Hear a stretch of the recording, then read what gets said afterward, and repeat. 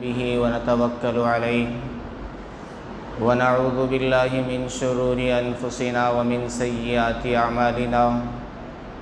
من يهده الله فلا مضل له ومن يضلله فلا هادي له ونشهد أن سيدنا ومولانا محمدا عبده ورسوله أما بعد فأعوذ بالله من الشيطان الرجيم بسم الله الرحمن الرحيم قال رب اشرح لي صدري ويسر لي أمري واحلل عقدة من لساني يفقهوا قولي وقال تعالى في موضع آخر ولا تقربوا الزنا إنه كان فاحشة وساء سبيلا صدق الله العظيم وصدق رسوله النبي الكريم ونحن على ذلك لمن الشاهدين والشاكرين والحمد لله رب العالمين اللهم صل على سيدنا محمد وعلى آل سيدنا محمد وبارك وسلم اللهم صل على سيدنا محمد وعلى آل سيدنا محمد وبارك وسلم اللهم صل على سيدنا محمد وعلى آل سيدنا محمد وبارك وسلم۔ تمام تعریفیں اس ذات کے لیے سزاوار ہے جو ہم تمام کا حقیقی خالق اور مالک ہے۔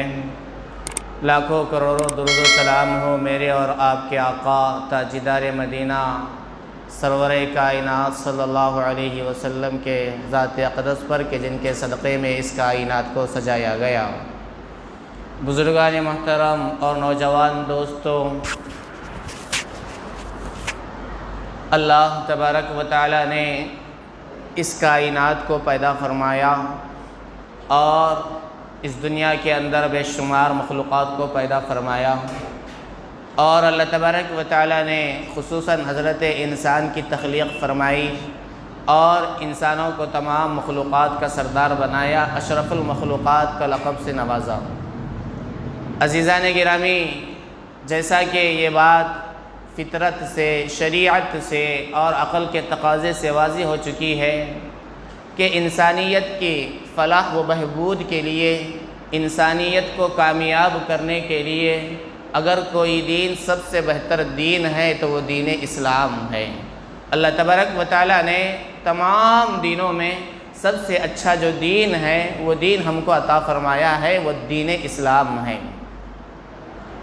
عزیزان گرامی، اللہ تبارک و تعالیٰ نے انسانوں کو پیدا فرمانے کے بعد ان کی رہبری کے لیے اور ان کو راستہ بتانے کے لیے، ان کی رہنمائی کے لیے جب جب موقع آتا ان کو کوئی دین دیتا تھا، لیکن یہ جو ہمارا جو دین ہے، دین اسلام ہے، سب دینوں میں کامل اور مکمل اور سب سے اچھا اور سب سے بہترین دین ہے، اس کو دین اسلام کہا جاتا ہے۔ جیسا کہ قرآن کے اندر واضح ہے کہ ان الدین عند اللہ الاسلام، اللہ نے ڈنکے کی چوٹ پہ ارشاد فرمایا کہ لوگوں سن لو کہ اللہ کے نزدیک سب سے محبوب اور پسندیدہ دین دین اسلام ہے۔ عزیزان گرامی، اللہ تبارک و تعالیٰ نے شروع ہی سے انسانوں کو ایسے راستے پہ ڈالنے کی کوشش کی ہے جس راستے سے انسان کو کامیابی ملے، جس راستے سے انسان کو عزت ملے، جس راستے سے انسان کو دنیا کا چین ملے اور آخرت کا بھی چین و سکون حاصل ہو۔ اللہ کے نبی علیہ السلام نے احادیث کے اندر ارشاد فرمایا کہ دیکھو میں تمہارے پاس جو دین لے کر آیا ہوں یہ دین فطرت ہے، یہ دین اسلام دین فطرت ہے، اور یہ قیامت تک آنے والے انسانوں کی رہبری کرے گا، قیامت تک آنے والے انسانوں کی کامیابی اسی دین اسلام میں ہے۔ عزیزان گرامی، یہی دین اسلام کی ایک حدیث یہ ہے، اللہ کے نبی علیہ السلام نے ارشاد فرمایا کہ الحیاء شعبۃ من الایمان، کہ حیا یہ ایمان کا ایک اہم ترین شعبہ ہے، ایک اہم ترین جز ہے۔ ایک اور ایک حدیث میں اللہ کے نبی نے ارشاد فرمایا کہ اسلام کے 60 سے زیادہ شاخیں ہیں، لیکن ان شاخوں میں حیا سب سے اہم ترین شاخ ہے، اہم ترین جز ہے۔ اس لیے کہ جس شخص کی زندگی میں حیا ہوگی وہ بہت ہی بہترین انسان کہلائے گا، اس لیے کہ ایمان اور حیا دونوں ایک ساتھ رہتے ہیں۔ جہاں پر ایمان ہوگا وہاں پر حیا ہوگی، اور جہاں پر حیا ہوگی وہاں پر ایمان ہوگا۔ اور جیسے ہی کسی موقع پر کسی انسان سے اگر حیا نکل جاتی ہے تو حدیث یہ کہتی ہے کہ اس کے ساتھ ایمان بھی نکل جاتا ہے۔ جہاں جہاں ایمان نکلے گا وہاں سے حیا نکلے گی۔ اسی لیے آقا علیہ الصلوۃ والسلام نے ارشاد فرمایا، بخاری شریف کی حدیث ہے کہ الحیاء شعبۃ من الایمان، کہ حیا کا ہونا یہ ایمان کا اہم ترین جز ہے۔ اس لیے کہ جس شخص کی زندگی میں حیا ہوتی ہے اس کی زندگی بہت ہی بہترین ہوتی ہے، اس کے اخلاق بہت ہی بہترین ہوتے ہیں۔ آدمی جب حیا کے ساتھ زندگی گزارتا ہے وہ برے کاموں سے رک جاتا ہے، وہ اللہ کو ناراض کرنے والے اعمال سے رک جاتا ہے، وہ معاشرے میں لوگوں کو ناراض کرنے والے اعمال سے رک جاتا ہے۔ لیکن جب اس کے اندر حیا نہیں ہوتی ہے تو وہ ایسے کام کر بیٹھتا ہے جس کو آدمی صرف سنتا بھی ہے تو وہ حیران ہو جاتا ہے کہ ایک انسان بھی ایسے کام کر سکتا ہے۔ عزیزان گرامی، آپ ذرا اس حدیث کو غور سے سنیں۔ اللہ کے نبی علیہ الصلوۃ والسلام نے ارشاد فرمایا، لوگوں اپنے رب سے حیا کرو، لوگوں اپنے رب سے حیا کرو۔ 3 مرتبہ آقا علیہ الصلوۃ والسلام نے ارشاد فرمایا۔ صحابہ نے پوچھا، اے اللہ کے رسول، ہم اللہ سے حیا کرتے ہیں لیکن آپ نے 3 مرتبہ ارشاد فرمایا، اس کا کیا مطلب ہے؟ تو اللہ کے نبی علیہ الصلوۃ والسلام نے ارشاد فرمایا کہ اللہ سے حیا ایسی کرو جیسے حیا کرنے کا حق ہے۔ اور ہم یہ سمجھتے ہیں کہ ہم آج کل حیا جو ہم سمجھتے ہیں وہ حیا نہیں ہے۔ اللہ کے نبی علیہ الصلوۃ والسلام نے آگے ارشاد فرمایا کہ حیا کا تقاضا یہ ہے کہ آدمی ہر اس کام سے بچ جائے جس سے رب ناراض ہوتا ہے۔ حیا کا مطلب یہ ہے کہ آدمی اپنے سر کی بھی حفاظت کرے، اپنے آنکھوں کی بھی حفاظت کرے اور اپنے خیالات کی بھی حفاظت کرے، اور خیالات بھی ایسے لائے جو اچھے ہو، اور ایسی بات سوچے جو اچھی ہو، اور ایسی بات ہرگز نہ سوچے جس کے اندر سے بے حیائی ٹپکتی ہو، جس کے اندر لوگوں کا نقصان ہوتا ہے۔ عزیزان گرامی، تو اللہ کے نبی نے ارشاد فرمایا سر اور سر سے متعلق رہنے والی تمام چیزوں کے اندر حیا ہونا ہے، اور سر کے اندر آنکھ بھی داخل ہے، اور آنکھ کے اندر حیا کا ہونا بہت ضروری ہے۔ قرآن میں اللہ تعالیٰ نے ارشاد فرمایا، قل للمؤمنین یغضوا من ابصارهم ویحفظوا فروجهم، اے میرے پیغمبر، آپ مومنین مردوں سے کہہ دیجئے کہ یغضوا من ابصارہم، اپنے آنکھوں کو نیچا رکھے، اپنے آنکھوں کی حفاظت کرے، اور آگے ارشاد فرمایا کہ اپنی شرمگاہوں کی بھی حفاظت کرے۔ یہ اللہ کا حکم ہے، جیسے نماز پڑھنا اللہ کا حکم ہے، جیسے کہ زکوٰۃ دینا اللہ کا حکم ہے، جیسے کہ روزہ رکھنا اللہ کا حکم ہے، ٹھیک اسی طریقے سے آنکھوں کو نیچے رکھنا اور آنکھوں کی حفاظت کرنا یہ بھی اللہ کا حکم ہے۔ جس طریقے سے نماز نہ پڑھنے والا گنہگار ہوتا ہے، اسی طریقے سے آنکھوں کی حفاظت نہ کرنے والا بھی گنہگار ہوتا ہے۔ آج ہم نے عبادت یہ سمجھا کہ صرف نماز پڑھ لی، روزہ رکھ لیا، زکوٰۃ دے دی اور حج ادا کر دیا، اور ہم نے یہ سمجھ لیا کہ ہم مومن بن گئے اور ہم عبادت کرنے والے بن گئے۔ عزیزان گرامی، ہاں یہ بھی اہم ترین چیزیں ہیں، لیکن ایک اللہ کا حکم یہ بھی ہے کہ اپنی آنکھوں کی حفاظت ہو اور اپنی زندگی میں شرم و حیا ہو۔ اس لیے کہ جس کے اندر شرم و حیا نہیں ہوتی ہے، کوئی بھی مذہب اس کو اچھا انسان نہیں کہتا ہے۔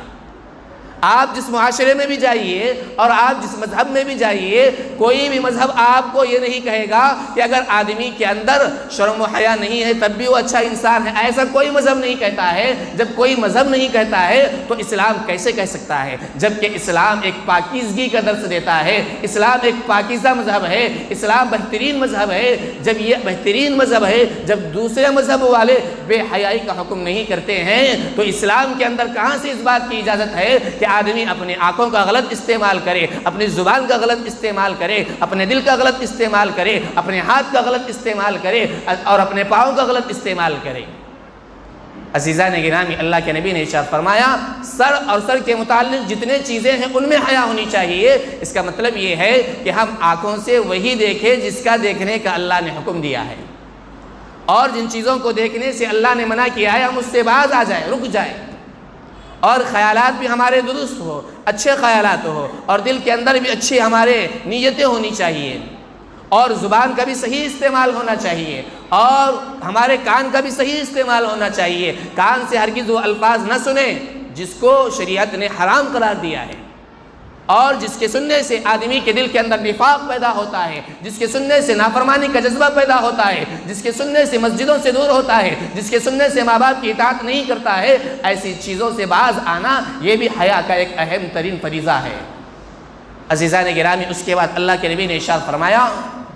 کہ پیٹ کے متعلق اللہ کے نبی نے ارشاد فرمایا پیٹ اور پیٹ کے جتنے متعلقات ہیں اس کے اندر بھی حیا ہونا چاہیے۔ مطلب یہ ہے کہ پیٹ میں ہماری جو غذا جا رہی ہے وہ حرام نہ ہو، وہ حلال ہو، وہ پاکیزہ ہو، وہ طیب ہو، اس لیے کہ آدمی کے غذا کا جو اثر ہوتا ہے وہ بہت جلدی ہوتا ہے۔ آدمی اگر صحیح غذا استعمال کرے گا تو وہ جو غذا ہے اس کے تاثرات اچھے نکلیں گے، اس کے ذریعے سے دل لگے گا عبادت میں، اس کے ذریعے سے دل لگے گا تلاوت میں، اس کے ذریعے سے دل لگے گا اللہ کے احکامات میں۔ اگر ہماری غذا حرام ہوگی اور ناجائز ہوگی اور مشکوک ہوگی تو عزیزان گرامی دل کے اندر وساوس آئیں گے، آدمی کو عبادت کرنا بڑا مشکل ہو جائے گا۔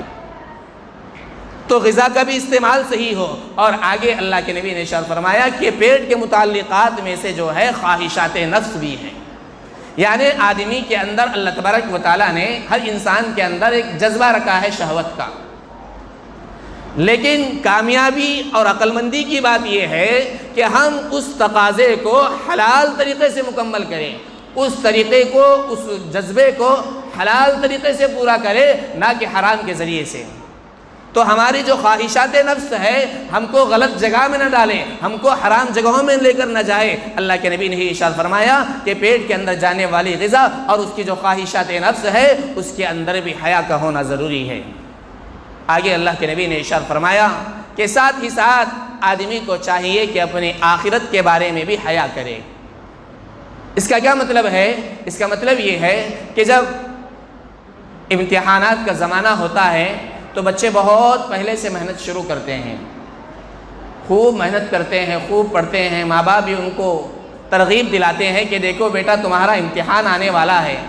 اگر تم امتحان میں کامیاب ہونا چاہتے ہیں تو پہلے تمہاری تیاری اچھی ہونا چاہیے، تمہاری پڑھائی اچھی ہونا چاہیے، اس لیے کہ اگر تم نے اچھی پڑھائی نہیں کی اور امتحانات صحیح نہیں لکھے، اس کے بعد جب نتائج آئیں گے، رزلٹ آئے گا تو اس وقت تم کو شرمندگی اٹھانی پڑے گی، اس وقت تم کو شرم ہوگی۔ اس لیے اپنے نتیجے کو سوچتے ہوئے وقت سے پہلے تیاری کرو، اور ایسی تیاری کرو کہ جب نتیجہ آ جائے تو ہم کو کسی قسم کی شرم نہ ہو۔ عزیزان گرامی ٹھیک اسی طریقے سے آدمی کو یہ بھی سوچنا چاہیے کہ ایک دن میں اس دنیا سے چلا جاؤں گا اور میرے رشتہ دار مجھ کو لے جا کر قبر کے گڑھے میں ڈال دیں گے، اور اس کے بعد حدیث کے روح سے جو منکر نکیر آئیں گے، اور اس کے بعد جو سوالات و جوابات ہوں گے، اور قبر کی ایک لمبی داستان ہے، ایک لمبا عنوان ہے، میں اس میں جانا نہیں چاہتا۔ قبر کی زندگی سے ہمارا جو ہے زندگی کا احتساب ہوگا اور ہمارے سوال و جواب ہوں گے، اور کل قیامت کے دن اللہ کے سامنے جب پیش کیا جائے گا، عزیزان گرامی سوچو کہ وہاں پر پورے دنیا کے اولین و آخرین ہوں گے، انبیاء بھی ہوں گے، اور ہر قسم کے لوگ وہاں پر موجود ہوں گے۔ ان کے سامنے جب ہمارا نام اعمال کھولا جائے گا، اور اس وقت اگر ہمارا نام اعمال بائیں ہاتھ میں آئے گا اور اگر ہم کو فاسق یا گنہگار کہا جائے گا تو اس وقت بھی شرم ہوگی اور اس وقت بھی ندامت ہوگی۔ اس کے لیے آج کے اس دنیا میں رہتے ہوئے نیک اعمال کرنا ہے، اللہ کے احکامات کے مطابق زندگی گزارنا ہے، یہ بھی شرم و حیا میں داخل ہے۔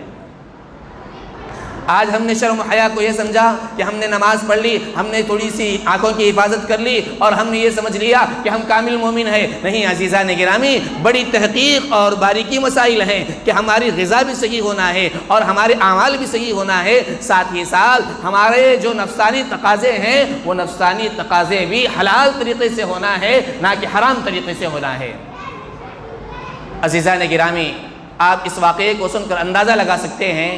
کہ اللہ کے نبی علیہ السلام نے کیسے اپنی امت کو حیا کا درس دیا ہے۔ اللہ کے نبی علیہ السلام نے ایک حدیث میں ارشاد فرمایا کہ جس شخص کی زندگی میں حیا ہوتی ہے اس کی زندگی میں زینت بڑھتی ہے، اس کی زندگی میں اچھائیاں آتی ہے، اس کی زندگی پر رونق ہو جاتی ہے، اور اس کی زندگی میں قدم قدم پر اس کو خوشیاں ملتی ہے، اور جس چیز کے اندر بھی حیا چلی جاتی ہے اسے منور کرتی ہے، اسے روشن کرتی ہے۔ عزیزان گرامی، حضرت ام سلمہ بیان کرتی ہیں کہ ایک موقع پہ میں اور حضرت میمونہ رضی اللہ تعالی عنہ دونوں حضور اقدس صلی اللہ علیہ وسلم کے گھر میں بیٹھے ہوئے تشریف فرما تھے۔ یہ دونوں ازواج مطہرات ہیں اللہ کے نبی علیہ السلام کی۔ یہ دونوں بیٹھے ہوئی تھی کہ ایک صحابی آئے جن کا نام حدیث کے اندر ہے عبداللہ ابن ام مکتوم رضی اللہ عنہ۔ یہ بڑے برگزیدہ صحابی ہیں، اور یہ صحابی ایسے ہیں جو نابینا ہیں، جن کو آنکھوں سے کچھ دکھتا نہیں ہے۔ ایسے صحابی آئے اور بڑے برگزیدہ صحابی ہیں جن کے بارے میں قرآن کے اندر آیتیں اتری ہے. پارے 30 میں سورہ عبس ہے, آپ اٹھا کر پڑھ لے سکتے ہیں کہ اللہ تبارک و تعالیٰ نے ان کی شان میں وہ آیتیں اتاری ہے. عزیزان گرامی, تو حضرت سلمہ یہ فرماتی ہے کہ میں اور میمونہ حضور اکرم صلی اللہ علیہ وسلم کی خدمت میں بیٹھی ہوئی تھی, تو حضرت عبداللہ ابن مکتوم جیسے ہی آئے, اللہ کے نبی علیہ السلام نے دونوں سے کہا کہ تم ان سے پردہ کرو. تو حضرت سلمہ نے کہا اے اللہ کے رسول, یہ تو نابینا ہے, یہ ان کی ظاہری آنکھ نہیں ہے, یہ ہم کو دیکھ نہیں سکتے ہیں. اللہ کے نبی نے ارشاد فرمایا کہ تم ان سے پردہ کرو. حضرت سلمہ نے پھر یہی کہا اے اللہ کے رسول, یہ نابینا ہے, ان سے کیا پردہ کرنا ہے. تو اللہ کے رسول صلی اللہ علیہ وسلم نے تیسرے موقع پر ارشاد فرمایا یہ اگر نابینا ہے تو تم کو کیا ہوا, کیا تم بھی نابینا ہو, کیا تم ان کو نہیں دیکھ سکتی ہو, کیا تمہاری آنکھ ٹھیک نہیں ہے. اس کے بعد حضرت سلمہ یہ فرماتی ہیں کہ میں نے سوچا کہ اللہ کے نبی علیہ السلام شرم و حیا کا کتنا اہم ترین درس دے رہے ہیں. عزیزان گرامی, سوچنے کی بات ہے کہ صحابی وہ صحابی ہیں جو برگزیدہ صحابی ہیں, جن کے بارے میں اللہ نے قرآن کے اندر آیتیں اتاری ہے, اور جو بڑی عمر کے ہیں اور نابینا ہیں, لیکن اس کے باوجود آقا علیہ السلام نے اپنی ازواج مطہرات کو پردے میں جانے کا حکم دے کر آنے والے امت کو یہ درس دیا اور لوگوں کو یہ درس دیا کہ لوگوں تمہارے لیے بھی ضروری ہے کہ تمہارے اندر شرم و حیا ہونا چاہیے. اگر عورتیں ہیں تو تمہارے اندر حیا بہت ضروری ہے, اس لیے کہ حضرت فاطمہ نے فرمایا کہ عورتوں کے حق میں حیا جو ہے یہ زیور کا کام دیتی ہے. اس لیے کہ عورتوں کا جو زیور آج کل ہم سمجھتے ہیں وہ سونے چاندی کے ہم کیا ہے زیورات استعمال کرتے ہیں, گلے کا زیور استعمال کرتے ہیں, چڑیاں استعمال کرتے ہیں, لیکن شریعت یہ کہتی ہے, اما حضرت فاطمہ یہ کہتی ہیں کہ عورت کے لیے زیور جو ہے وہ حیا ہے. جس عورت کے اندر حیا ہوگی اور جتنی زیادہ حیا ہوگی وہ اتنی ہی زیادہ خوشنما محسوس ہوگی اور وہ اتنی ہی زیادہ اس کی زندگی میں اچھائیاں آئیں گی. عزیزان گرامی, حضرت فاطمہ الزہرا رضی اللہ تعالیٰ عنہ کے بارے میں آتا ہے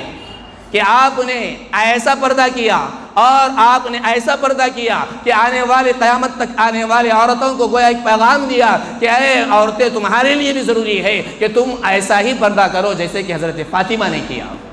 عزیزان گرامی, حضرت فاطمہ رضی اللہ تعالی عنہا ہمیشہ پردے میں رہا کیا کرتی تھی, اور آپ کے اندر شرم و حیا بہت ہی زیادہ تھی, اور زندگی میں پوری زندگی میں آپ کو کسی اجنبی مرد نے دیکھا نہیں, اجنبی مرد کی نگاہ آپ کے اوپر پڑی ہی نہیں, آپ ہمیشہ پردے میں رہا کرتی تھی. اور وہ حدیث مجھ کو ابھی یاد آ رہی ہے کہ اللہ کے نبی علیہ السلام نے ارشاد فرمایا کل قیامت کے دن جہاں پر لوگ پورے جمع ہوں گے, اس موقع پر اللہ تبارک و تعالیٰ یہ اعلان فرمائیں گے کہ اے جنت کے مردوں, تم اپنی نگاہوں کو نیچے رکھو, اس لیے کہ فاطمہ کی سواری آ رہی ہے. عزیزان گرامی, سبحان اللہ, کیا کہنا حضرت فاطمہ کی حیا کے. حضرت فاطمہ کی جب سواری آئے گی, اللہ کی جانب سے یہ اعلان ہوگا کہ سب اپنی نگاہیں نیچے رکھو, اس لیے کہ فاطمہ کی سواری آ رہی ہے. حضرت فاطمہ نے آخری موقع پہ ارشاد فرمایا تھا حضرت علی سے کہ جب میرا انتقال ہو جائے تو میرے جنازے کے اوپر ایک چادر ڈال لینا. میری یہ تمنا ہے کہ جب میرے زندہ رہتے ہوئے کسی شخص نے مجھے نہیں دیکھا تو میرے مرنے کے بعد میرے جنازے کو بھی کوئی شخص نہ دیکھے. عزیزان گرامی, یہ مثال ہے اور یہ عملی نمونہ ہے حضرت فاطمہ کا امت کے عورتوں کے لیے, میری مائیں اور بہنوں کے لیے. یہ آپ حضرات کی ذمہ داری ہے کہ آپ ان کو جا کر سنائیں اور ان کو بتائیں کہ کیا بات ہے اور حضرت فاطمہ کا کیا درس تھا اور اللہ کے نبی علیہ السلام نے کیا ارشاد فرمایا ہے. آج مسئلہ بڑا عجیب ہے. ہم جو ہے جمعہ کے بیانات میں آتے ہیں, دینی جلسوں میں آتے ہیں, کچھ بات سن لیتے ہیں, قرآن کا درس سن لیتے ہیں, علماء کرام کے بیانات سن لیتے ہیں, لیکن عزیزان گرامی افسوس کی بات ہے کہ ہماری عورتیں جو ہوتی ہیں وہ اس سے محروم ہوتی ہیں. یہ ہماری ذمہ داری ہے کہ جس طریقے سے ہم اپنے گھر کے عورتوں کی ہر چیز کی ہم کیا ہے فکر کرتے ہیں, ان کے کھانے کی, ان کے کپڑے کی, ان کے رہن سہن کی, ایسے ہی یہ ہماری ذمہ داری ہے کہ ان کے دین کی بھی ہم کو فکر کرنا ہے. اور جو بھی قرآن و حدیث کی بات ہم سنیں یہ ہماری ذمہ داری ہے کہ ان کو جا کر سنائیں. اس لیے کہ جب ان تک بھی یہ دین پہنچے گا اور یہ حدیث پہنچے گی اور یہ قرآن پہنچے گا اور اللہ کے نبی کا پیغام پہنچے گا تو ان کے لیے بھی عمل کرنا آسان ہوگا. عزیزان گرامی, تو یہ حدیث ہے. اور ایک حدیث جو میں نے آپ حضرات کے سامنے شروع میں رکھی, حضرت عبداللہ ابن مسعود کی حدیث. اللہ کے نبی علیہ السلام نے امت کو یہ کہا کہ لوگوں دیکھو تم اللہ سے حیا کرو اور حیا ایسی کرو جیسے کہ حیا کرنے کا حق ہے. عزیزان گرامی, لیکن آج کل ہمارے معاشرے میں بہت سارے ایسے رسم و رواج آ چکے ہیں اور بہت سارے ایسے پروگرام آ چکے ہیں جس سے بے حیائی پھیلتی ہے, جس سے بے حیائی کو فروغ ملتا ہے. عزیزان گرامی, 14 فروری کو آج کل ہمارے معاشرے کے اندر یہ بات آ رہی رہی ہے کہ بہت سارے اجنبی لڑکے اور لڑکیاں اس کو یوم عاشقہ کے طور پر مناتے ہیں۔ عزیزان گرامی، اس کا شریعت سے کوئی تعلق نہیں ہے، اسلام اس کی ہرگز اجازت نہیں دیتا ہے، یہ بالکل ناجائز ہے، اس لیے کہ اسلام تو یہ کہتا ہے کہ کسی اجنبی لڑکے کو اجنبی لڑکی سے بات کرنے کی اجازت نہیں ہے، مصافحہ کرنے کی اجازت نہیں ہے، دیکھنے کی اجازت نہیں ہے، نرمی سے بات کرنے کی اجازت نہیں ہے، تو وہ اسلام کہاں سے اس بات کی اجازت دے گا کہ ایک مخصوص دن منایا جائے اور اس میں اجنبی لڑکے اور لڑکیاں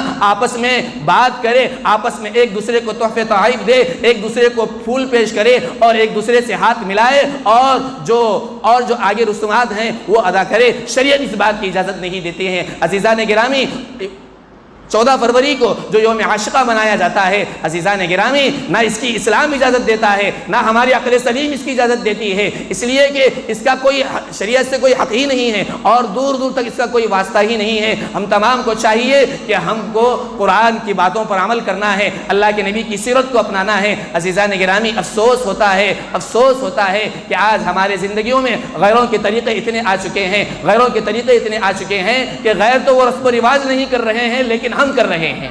آج ہماری قوم اگر آگے ہے تو صرف اس بات میں آگے ہے کہ ہم نے غیروں کے طریقوں کو اپنایا ہے۔ آج تعلیم میں آگے نہیں ہے، اخلاق میں آگے نہیں ہے، اگر آگے ہے تو جو یہود و نصارہ کے اور مغرب کے لوگوں کی جو بہت ہی خطرناک جو سازشیں ہیں اور جو ان کے پروگرام ہیں، ان پروگراموں کو منانے میں ہماری آج اس قوم آگے بڑھی ہوئی ہے، جس کے نتیجے سے اللہ تبارک و تعالیٰ کی لعنتیں برس رہی ہیں۔ بزرگان محترم، قرآن کا حکم ہے کہ اپنی آنکھوں کی حفاظت کرو۔ عزیزان گرامی، بڑے بڑے مفسرین نے یہ بات فرمائی ہے کہ اگر آدمی کوئی آنکھوں کا غلط استعمال کرتا ہے اور آنکھوں کی حفاظت نہیں کرتا ہے اور آنکھوں کا غلط استعمال کرتا ہے تو گویا اللہ کی لعنت برستی ہے۔ اللہ کے رسول نے ارشاد فرمایا،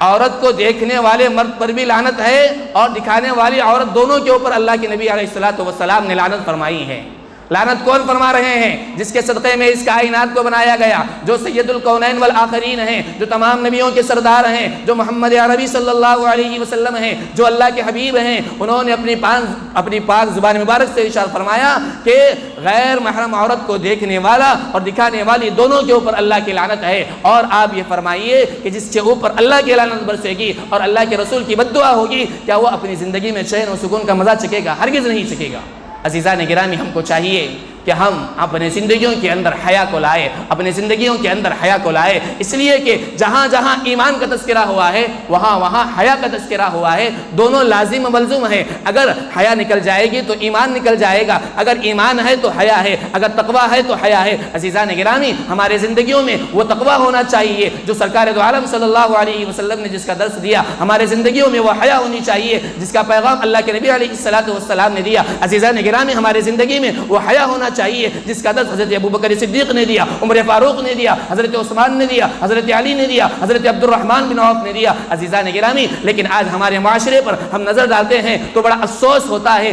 دل اندر سے جلتا ہے کہ آج ہماری قوم کہاں جا رہی ہے، ہمارے نبی کا کیا درس ہے، قرآن کیا کہہ رہا ہے، لیکن آج ہماری قوم کہاں جا رہی ہے۔ عزیزان گرامی، اس کو ختم کرنے کے لیے ہم تمام کی ذمہ داری ہے کہ ہم یہ پکا ارادہ کریں اور ابھی سے ارادہ کر لیں کہ ہم اپنے بچوں اور بچیوں کی کڑی نگرانی کریں گے اور اپنے بچوں کو اس سے روکیں گے اور ان کو بتائیں گے کہ یہ اسلامی تہذیب نہیں ہے، یہ غیروں کا طریقہ ہے، یہ غیروں کا طریقہ ہے، اور غیروں کے طریقوں کو اپنانے کے لیے اللہ کے نبی علیہ السلام نے منع فرمایا ہے کہ من تشبہ بقوم فہو منہم، جو جس قوم کی مشابہت اختیار کرے گا اللہ تبارک و تعالیٰ کل قیامت کے دن انہی کے ساتھ اٹھائیں گے۔ عزیزان گرامی، ہم تمام کو چاہیے کہ ہم کسی اور کے طریقے کو نہ اپنائیں، ہم انگریزوں کی طریقے کو نہ اپنائیں۔ ہمارے پاس اللہ کے نبی علیہ السلام کا پاکیزہ اور بہترین طریقہ موجود ہے۔ ہم کو چاہیے کہ ہم اپنے مقام کو سوچیں اور اپنی حیثیت کو دیکھیں۔ اللہ کے نبی علیہ السلام نے ہماری اس امت کے بارے میں کیا کیا ارشادات فرمائے ہیں، قرآن کے اندر کیسے کیسے اس شریعت کے بارے میں یہ کہا گیا ہے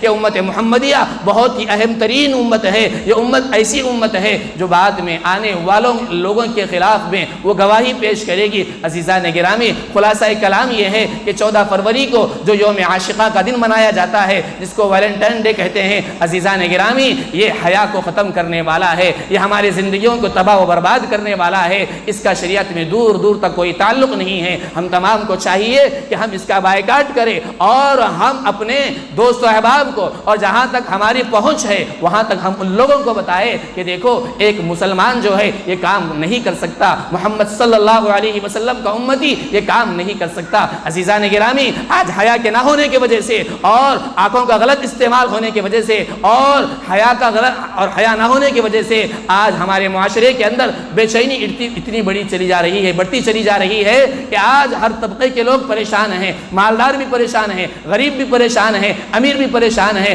ہر قسم کے لوگ پریشان ہیں۔ لیکن یہ پریشانیوں کے باوجود اور سوچ رہے ہیں، بہت سارے تدابیریں بھی کر رہے ہیں، لیکن اس کے باوجود یہ جو برائیاں ہیں اور یہ بے چینی ہے ختم ہونے کا نام لے رہی ہے، اور یہ ہو بھی نہیں سکتی اس لیے کہ جس معاشرے کے اندر بے حیائی پھیل جاتی ہے اور جس معاشرے کے اندر آنکھوں کا غلط استعمال ہوتا ہے، اللہ تبارک و تعالیٰ کی اس معاشرے پر لعنت برستی ہے، اور جب اللہ کی لعنت برستی ہے تو عزیزان گرامی سوچو کہ وہ لعنت کتنی سخت ہوگی۔ عزیزان گرامی ہم تمام کو چاہیے کہ ہم قرآن کی ان آیتوں پر عمل کریں، اپنی آنکھوں کی حفاظت کریں، شرم و حیا کو اپنا لازمی جز قرار دے، اور پوری امت کو اور پوری مسلمانوں کو اور خاص طور سے پوری دنیا کو یہ بتائے کہ محمد کا ماننے والا جو ہوتا ہے وہ حیادار ہوتا ہے۔ اس کے اندر مرد بھی شامل ہیں، اس کے اندر عورتیں بھی شامل ہیں۔ عزیزان گرامی اللہ کے نبی نے جو حدیث ارشاد فرمائی ہے وہ صرف عورتوں کے لیے نہیں ہے، وہ مردوں کے لیے بھی ہے، اور قرآن کے اندر پارے 22 میں آپ اٹھا کر پڑھ لیجئے، اللہ نے صرف مومن مردوں سے نہیں کہا اور صرف مومن عورتوں سے نہیں کہا، بلکہ دونوں سے کہا کہ مرد و عورت دونوں کے لیے ضروری ہے کہ اپنی آنکھوں کی حفاظت کرے، اپنی شرمگاہوں کی حفاظت کرے اور حیا کو اپنے معاشرے میں بڑھائے۔ اور اس کے لیے ایک اہم چیز یہ ہے کہ یہ ایسے ہی نہیں ہوتا ہے، بلکہ اس کے لیے بڑی فکریں ہونا چاہیے، بڑا پلان ہونا چاہیے۔ شروع ہی سے ہم اپنے چھوٹے چھوٹے بچے ہوتے ہیں، شروع ہی سے ہم ان کی رہنمائی کریں، شروع ہی سے ان کو اچھے کپڑے پہنائیں، شروع ہی سے ان کو اسلامی لباس پہنائیں، شروع ہی سے ان کو اسلامی زندگی بتائے، شروع ہی سے ان کو اسلامی زندگی کے طور پر کھانا کھلائے، شروع ہی سے ان کی نگرانی کرے اور شروع ہی سے ان کی تعلیم کے لیے ہم غور و فکر کریں۔ ایسا ہو نہیں سکتا کہ ہم چھوٹے بچے ہیں بلکہ چھوڑ دیں، اور جب بچے بالغ ہو جائیں، جوان ہو جائیں اور جب وہ بے حیائی کا کام کرتے ہیں تو ہم فوراً جا کر حکم لگا دیتے ہیں۔ عزیزان گرامی یہ اس طریقے سے نہیں ہوتا ہے، اس کے لیے ہم کو پہلے سے یہ کرنا چاہیے کہ ہمارے بچے جو ابھی چھوٹے ہیں، جس کو ہم چھوٹے سمجھ رہے ہیں، لیکن عزیزان گرامی یہی چھوٹے بچے جو بچپن میں جن کی جو عادتیں بنتی ہیں آگے چل کر وہی دہراتے ہیں، ہم کو چاہیے کہ ان کی تربیت ہم شروع ہی سے اسلامی زندگی پر کریں اور ان کو ہم حضرت عثمان غنی کے قصے پڑھ کر سنائیں، حضرت فاطمہ کے قصے پڑھ کر سنائیں۔ حضرت عثمان غنی وہ اتنے باحیا تھے، ایک موقع پہ اللہ کے نبی علیہ السلام اپنے حجرے میں بیٹھے ہوئے تھے، ذرا سا تکیہ لگا کر بیٹھے ہوئے تھے اور آپ کی جو چادر تھی وہ پنڈلی مبارک سے ذرا سا ہٹی ہوئی تھی۔ اس موقع پہ حضرت ابوبکر نے آنے کی اجازت چاہی، اللہ کے نبی علیہ السلام نے اجازت دے دی، ویسے ہی بیٹھے رہے۔ حضرت ابوبکر آئے اور اپنی بات کر کے چلے گئے، اور حضرت عمر نے آنے کی اجازت چاہی، اللہ کے نبی علیہ السلام ویسے ہی بیٹھے رہے۔ حضرت عمر آئے، سلام و کلام ہوا، بات ہوئی، چلے گئے، اور اس کے بعد حضرت عثمان غنی نے آنے کی اجازت چاہی تو آپ فوراً اٹھ کر سیدھے بیٹھ گئے، اپنے چادر کو سیدھا کیا اور اس کے بعد حضرت عثمان غنی کو آنے کی اجازت دی۔ حضرت عثمان غنی آئے، سلام کیا، اپنی بات کو مکمل کیا اور چلے گئے۔ اما عائشہ نے پوچھا اے اللہ کے نبی ابوبکر آئے، عمر آئے، لیکن آپ ویسے ہی بیٹھے رہے، لیکن یہ کیا بات ہے کہ جب حضرت عثمان آئے تو آپ سیدھے ہو کر بیٹھ گئے، اپنی چادر مبارک کو سیدھا کیا اور اس کے بعد سیدھے بیٹھ کر ان کو بلایا؟ تو اللہ کے نبی علیہ السلام نے جو بات ارشاد فرمائی مجھے اور آپ کو پوری امت کو کان کھول کر سن لینا چاہیے۔ اللہ کے نبی علیہ السلام نے ارشاد فرمایا اے عائشہ میں اس شخص سے کیوں حیا نہ کروں جس سے فرشتے بھی حیا کرتے ہیں۔ عزیزان گرامی اللہ کے نبی نے آگے ارشاد فرمایا کہ اگر میں حیا نہ کرتا اور سیدھا اٹھ کر نہ بیٹھتا تو عثمان تو آتے، سلام کر کے واپس چلے جاتے، اپنی بات کو مکمل نہ کرتے۔ عزیزان گرامی ایسے حضرت عثمان غنی اتنے زیادہ باحیا تھے، ہم کو بھی چاہیے کہ آج ہم ان کا نام لینے والے ہیں، ہمارے اندر بھی ویسی شرم و حیا ہونا چاہیے۔ اگر شرم و حیا ویسے اگر ہمارے اندر آ جائے گی تو انشاءاللہ ثم انشاءاللہ ہمارے زندگی میں اور ہمارے معاشرے میں، ہمارے خاندان میں اور ہمارے پوری دنیا میں جتنے سیلاب آ رہے ہیں بے حیائی کے، اور کتنے سیلاب آ رہے ہیں کہ کتنی لڑکیاں مرتد ہو کر چلی جا رہی ہیں، اپنے گھروں کو خیر و آباد کر چلی جا رہی ہے، غیروں کے ساتھ چلی جا رہی ہے۔ عزیزان گرامی سب سے بڑا دروازہ وہاں پر بے حیائی کا ہے۔ یہ میری اور آپ کی اور پوری امت کے مسلمانوں کی ذمہ داری ہے کہ ہم بے حیائی کو ختم فرمائے، حیا کو فروغ دے۔ عزیزان گرامی اللہ تبارک و تعالیٰ سے دعا ہے کہ اللہ تبارک و تعالیٰ مجھے اور آپ کو اور پورے امت مسلمہ کو ان احادیث پر عمل کرنے کی توفیق عطا فرمائے۔ فرمائے، مجھے اور آپ کو حیا جو اہم ترین شعبہ ہے اس پر عمل کرنے کی توفیق عطا فرمائے۔ وما علینا الا البلاغ۔